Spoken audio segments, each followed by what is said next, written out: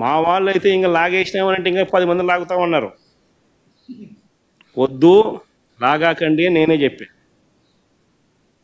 ఆయన ప్రతిపక్ష హోదా నేనే ఇచ్చి ఇదే చంద్రబాబు నాయుడు చెప్పినా, నువ్వు మాట్లాడు స్వామి, ఎంతసేపు మాట్లాడతావు, నువ్వు మాట్లాడు, నేను వింటాను,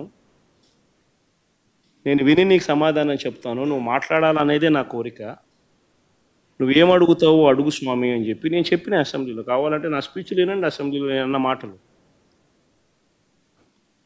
ఆయనకు నాకు మధ్య తేడా అది. ఏదైనా కానీ అసెంబ్లీ అనేది ఎందుకు జరుపుతూ ఉన్నాం? ఈరోజు అది అసెంబ్లీలో ఉన్న పార్టీలు ఏవి? అధికార పార్టీలు, ప్రతిపక్ష పార్టీ మాదొక్కటే ఉంది. వేరే పార్టీలు ఎక్కడున్నాయి చెప్పండి? ఉన్నాయా ఎవరన్నా? మన ప్రతిపక్ష పార్టీ అనేది ఎవరికి ఇస్తారు? మాకు ఇవ్వకపోతే ఎవరికి ఇస్తారు చెప్పు? ఉన్న వాళ్ళందరూ మంత్రివర్గంలో మంత్రివర్గ సభ్యులుగా మీరే ఉండరు, మీరే గవర్నమెంట్లో ఉండరు, అంతా మీరే రూలింగ్లో ఉండరు. మీరే ప్రతిపక్ష పాత్ర ఎట్ట పోషిస్తారు స్వామి? నాకు అర్థం కావడంలా. అధికార పార్టీ మీదే, ప్రతిపక్ష పార్టీ మీదే. డబుల్ యాక్షన్ ఇదేమన్నా? హీరో నువ్వే. అదే నేను చెప్పేది స్వామి, 2 పాత్రలు డబుల్ యాక్షన్. ఒక పక్క నువ్వే కొడతానంటే ఈ పక్క నేనే కొడతానంటే ఎట్లా కుదురుతుంది స్వామి? అది ఉండేది ఈరోజు అసెంబ్లీలో 2 పార్టీలు ఉన్నాయి. వాళ్ళంతా కలిపి అధికార కూటమి. ఉన్నోళ్ళంతా ఆ పక్క ఉన్నారు. ప్రతిపక్షం ఉన్నది మా పార్టీ తప్ప వేరే ఏ పార్టీ ఉంది? వేరే ఏ పార్టీ లేదు. సో వేరే ఏ పార్టీ లేనప్పుడు ప్రతిపక్షం అనేది ఎవరికి ఇవ్వాలి? ప్రతిపక్ష పార్టీగా గుర్తింపు అనేది ఎవరికి ఇవ్వాలి? ప్రతిపక్ష పార్టీగా ఉన్న వాళ్ళకి ఇవ్వాలి. సో న్యాచురలీ ఆ పార్టీకి ఎంతమంది అన్నా ఎమ్మెల్యేలు ఉండని స్వామి, వాళ్ళకి ఒక లీడర్ అనేవాడు ఉంటాడు కదా. సో ఆ లీడర్ని ఏమంటారు? ప్రతిపక్ష నాయకుడనే అంటారు కదా, వేరే పేరు ఏమన్నా అంటారా? సో ప్రతిపక్ష నాయకుడు అని చెప్పి నువ్వు ఎప్పుడైతే అంటావో అప్పుడు ఏంది, దాని అర్థం ఏంది? లీడర్ ఆఫ్ ది హౌస్కి ఎంతసేపు మైక్ ఇవ్వాలనో అంతేసేపు దాని తర్వాత స్థానంలో ప్రతిపక్ష పార్టీ నాయకుడికి ఇవ్వాలి. ఎందుకు ఇవ్వాలి? ఇవన్నీ చెప్తాడు కాబట్టి. ఇవన్నీ అవతల ప్రతిపక్ష పార్టీ చెప్పినప్పుడు నువ్వు రిపేర్ చేసుకోవాలి కాబట్టి. అది గవర్నమెంట్ చేయాల్సిన డ్యూటీ కాబట్టి, పని కాబట్టి. కానీ ఇక్కడేం జరుగుతూ ఉంది? నేను చెప్పనివ్వను, నేను ఎవరి స్వరము విననివ్వను, నీకు 5 నిమిషాల కన్నా ఎక్కువ మైక్ ఇవ్వను అని నువ్వంతకు నువ్వే డిక్టములు పాస్ చేస్తూ ఉంటే ఏ రకంగా అసెంబ్లీలో ప్రతిపక్షం అన్నది మాట్లాడగలుగుతుంది, స్వరం ఇవ్వగలుగుతుంది? ఇప్పుడు మీరే అన్నారు 1.5 గంటల 2 గంటలు పట్టింది సార్ అని. మరి 1.5 గంటల 2 గంటలు పడుతుంది. మరి ఇవన్నీ నేను మాట్లాడిన మాటల్లో ఏదైనా ఒకటన్నా వేస్ట్ మాట ఏమన్నా ఉందా? బడ్జెట్కి సంబంధించిన డాక్యుమెంట్సే చూపించినాను, బడ్జెట్కి సంబంధించిన అంశాలే ప్రస్తావించినాను. మరి టైం పడుతుంది. మరి ఇంక పట్టుకోకున్నట్టుంటుంది చెప్పు?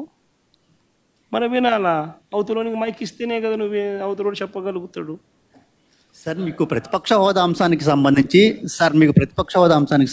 పవన్ కళ్యాణ్ ఒక కామెంట్ చేశారు. వైఎస్ఆర్ కాంగ్రెస్ పార్టీకి వచ్చినటువంటి ఓట్ల శాతాన్ని, సీట్ల శాతాన్ని బట్టి చూస్తే జర్మనీలో అయితేనే వస్తుంది, ఇక్కడ రాదు, ఇక్కడ 5 ఏళ్ళు రావడం కష్టం అని ఒక విమర్శ చేశారు.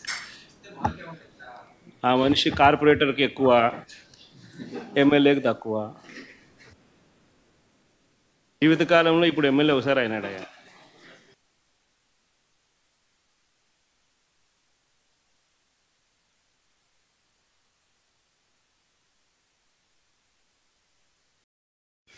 దేవుడు తీసుకెళ్లినటువంటి తండ్రి శవం, నువ్వు పంపించినటువంటి బాబాయ్ శవం, ఈ 2 చావు మేళాలు కలిసొచ్చి నీ విజయానికి బ్యాండ్ మేళం అయ్యాయి గానీ, లేదంటే నువ్వు అసలు కార్యకర్తగా కూడా పనికిరానటువంటి ఖైదీవి. నువ్వు ముఖ్యమంత్రి అవడం ఏంటి మా దరిద్రం? కాకపోతే ప్రజలు 11 సీట్లు ఇచ్చి నువ్వు చేసిన పాలన చాలే బాబు, ఇంకా ప్రతిపక్ష హోదా కూడా అక్కర్లేదు, విపక్షంగా వెళ్లి కూర్చొని అసెంబ్లీకి పంపిస్తే, అసెంబ్లీకి వెళ్లి కూర్చొని 11 నిమిషాలు కూడా ఉండలేక పవన్ కళ్యాణ్ గారిని చూసి ఉచ్చోసుకుంటూ ఉరికొచ్చిన ఉలిపిరిగాడు బయటకు.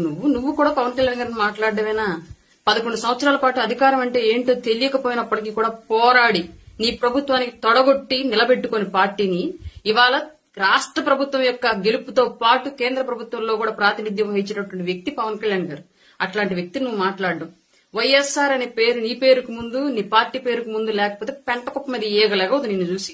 నువ్వు కూడా మాట్లాడటం బా చండాలంగా. ఇక రాజకీయాలకు పనికిరావు గానీ సర్దుకో సల్లగా కేసుల వారం తేల్చుకొని ఆస్తుల సెటిల్మెంట్లు చూసుకొని ఇంకా చెల్లి తల్లి కూడా ఉమ్మెత్తేస్తున్నారు. ఇక నీకు ఎందుకు? ఇంతకు ముందు ఆంధ్రప్రదేశ్ రాజకీయాల్లో కేఏ పాల్ గారు ప్రెస్ మీట్ పెడితే జోక్ ఏముండిద్దని చెప్పి చూసేవాళ్ళు. ఇవాళ ఆయన చూడట్లా, ఆయన మరిపించి జోకర్ పోయి ట్రోలర్ నువ్వు అయ్యావు ఆంధ్రప్రదేశ్ లో. నువ్వు ప్రెస్ మీట్ పెడితేనే మేమర్స్ వచ్చేస్తున్నారు ఏం మాట్లాడాడు అని చెప్పేసి.